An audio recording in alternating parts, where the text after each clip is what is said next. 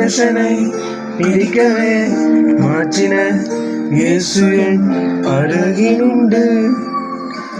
நிச்சயம் ஒரு நாள் மறுதளிப்பேன் என்று. 2 வயசு கேட்கறல எங்க பாக்குறதுன்னு தெரியல. அழைத்தவர் அருகிலுண்டு.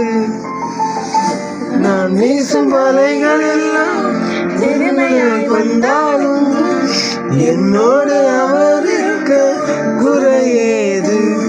புயல் அடித்தாலும் அலை அடித்தாலும் என் துதிகள் ஓயாது.